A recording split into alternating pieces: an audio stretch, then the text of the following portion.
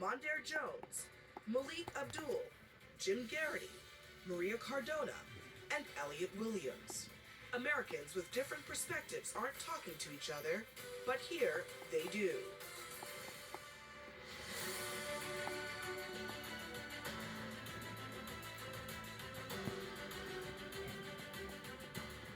Good evening, I'm Abby Phillip in Washington. Let's get right to what America is talking about. Sunshine on Matt Gaetz's misdeeds. What the former congressman wanted to say buried is now public. A House Ethics Committee report that details plain gross behavior, the kind of house of cards-like criminality that people believe happens in Washington.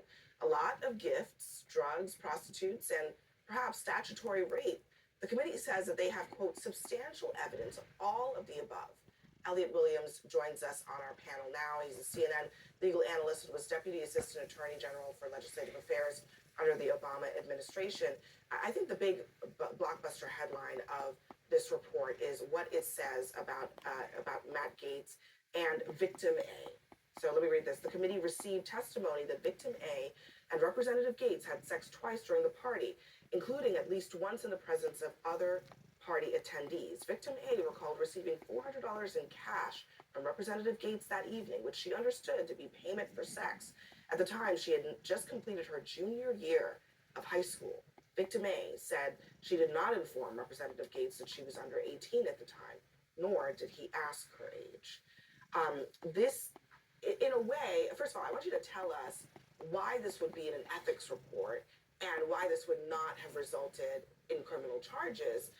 But I mean, this kind of conduct, I mean, I think there's a reason that people's eyebrows raise at a person who, you know, in their 30s, basically, was conducting themselves like this as a member of Congress. Yeah. Why it's not charged with a crime, it's $1 million question that people care the most about, because it's plainly, if true, illegal conduct. In order to charge someone with a crime in the first place, you have to have what's called probable cause, which means it's more likely than not that it happened. That sort of seems to be what you have here. The problem is that in order to move forward with a criminal prosecution, prosecutors need to be able to prove beyond a reasonable doubt that something happened, and that's a very, very high standard. Perhaps that he knew that she was under 18. No, you don't think that he has to prove that? Not in a statutory rape case. Yeah. You do not need to know. It's called a strict liability offense, and the perpetrator does not need to know the actual age of the person and can actually believe they're 18 and still be convicted. It's called strict liability offense. The problem here is that the evidence isn't that great in terms of a criminal prosecution. You have witnesses or victims that may have been under the influence of substances that you'd have to put on the stand. The report also notes that a lot of them didn't want to come forward and testify, and they wanted to leave their testimony where it was before. And that's just hard to bring a case with. Yeah. So that's really it. Now, it certainly hits the standard for an ethics report. It's unethical behavior. It's for someone's employment. Yeah, he should lose his job over it. But charging with a crime, we probably couldn't get there. Mm-hmm. How much of this was whispered about on Capitol Hill? I mean, it seems like a lot of it. Yeah, look, I mean, having served with Matt, these rumors have been out in the open. There was no whispering about it. In fact, we saw a lot of it come out during the 15 or so ballots that it took to elect Speaker McCarthy, then the first Speaker of the House under this past Republican majority. You have Republican colleagues of his, going out in the open talking about the images that he has shared on the House floor and so on and so forth. I want to be clear that there's nothing extraordinary about releasing this report after the Ethics Committee itself has lost jurisdiction. There have been moments throughout history where that has happened. There's been some effort to say that this is some kind of vendetta by the Ethics Committee. That's not true at all. And when I saw in the paper today that David Joyce and Andrew Garbarino were two Republicans who joined with the Democrats on the Ethics Committee. I served on the Ethics Committee, and I, in particular, David Joyce and I overlapped. And these are men of integrity, certainly more so than many of the other colleagues of theirs. And I'm not surprised that they were the ones to do the right thing when it comes to releasing a document of great public importance. It is crazy that he was about to be the Attorney General of the United States. And for this reason, among others, none of Donald Trump's nominees deserve the benefit of the doubt moving forward, given what we just read in this report. That is part of the thing, is that Trump and his people knew about these allegations. And they said, you know what? Matt Gaetz for Attorney General. That should really shock a lot of people in this country, even if this has not been criminally charged conduct. Even the allegations 10 years ago, 15 years ago, would have been absolutely career ending for anyone, let alone anybody who was nominated to a federal office. Well, I want to say thank you for having me here, and Merry Christmas to my mama down in Mississippi, Merry Christmas. and my daddy down in the great state of Jackson, Mississippi. But I'll say this: I'm not a fan of Matt Gaetz, and I've said this many times. I am not a fan of Matt Gaetz. He joined 208 Democrats to oust Kevin McCarthy, so for me, it's a no when it comes to Matt Gaetz. But I thought that the ethics report should come out when he was in contention for the AG slot. It isn't typical that these reports come out after a member is gone. It is something that has happened before. I'm not a fan of it coming out here, but I think what it also speaks to with this issue of Matt Gaetz, as horrible as the allegations are, and let's be clear, these are allegations. We saw similar allegations against Justice Kavanaugh that.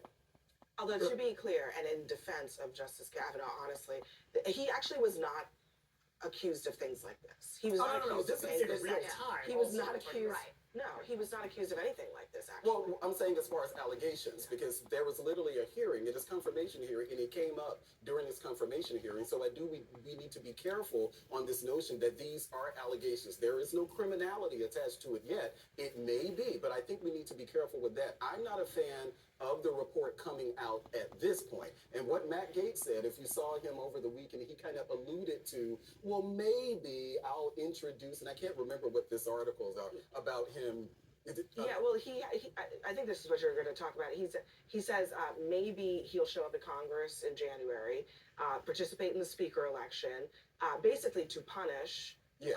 Speaker Johnson, perhaps for allowing this to happen, perhaps for how he handled. Oh, he's going to take it out on everybody. How he handled the budget, take the oath, filed a privileged motion, he says, to expose every, quote, Me Too settlement paid using public funds, even for former members, he says, and then resign and start his OANN See, that's what I'm program. saying. That's why I'm not a fan of that. And so the GOP should do everything they can to keep him from ever coming anywhere near the Capitol. But Mondaire brought up a very important point. This goes to the question of judgment, of the judgment of the president-elect, who knew very well what these allegations were and didn't care. And in fact, probably celebrated them because he himself is a convicted felon, and maybe birds of a feather, I don't know, maybe he wanted company. But the fact of the matter is that he wanted to either say to the American people, these things don't really matter, these values, whatever, or he wanted to pull the wool over the American people's eyes so that they weren't really aware just how serious these allegations were. Because let's remember, he wanted to push through this nomination during a recess. He did not even want this to go through the process because he probably knew. He might have been forced to do that because I think there was a significant amount of opposition to Matt Gaetz. I do want to read, as there should be. I want to read this response from him today. He says, giving funds to someone you're dating that they didn't ask for and that isn't charged for sex is now prostitution. There is a reason to me they did this on a Christmas Eve report, not in a courtroom of any kind where I could present evidence and challenge witnesses. This testimony from one alleged prostitute you won't see in the report, and the testimony that he highlights, the person says that they never solicited payment for sex. I think if you're quibbling about whether the person you paid for sex was in fact a sex worker, you're probably losing the narrative there. Now, underlying that, though, is this point that he's making that, well, I didn't have a chance to call witnesses, or I did not have a chance to have my day in court. And he's forgetting, this is what we were talking about a little bit earlier. This is really an employment proceeding and an ethics proceeding. It's not a criminal prosecution. He's not entitled to the same measure of due process that he would have had he gone to court. And so, the House did a bipartisan, and, to your point, Mondaire, not to congressman-splain you, but it's the only committee in the House that's equally divided. It's equally divided. Democrats, 5 Republicans. So they have to act in a bipartisan manner. So to give you a sense of how strongly this committee must have felt about how disgusting this conduct was, this alleged conduct, to be clear, they worked hand in hand on it. And there is voluminous documentation in the appendices to this report. Okay, Text contemporaneous messages, text all kinds of messages, things like that. Venmo Financial records. transactions. I mean, knock it Come off.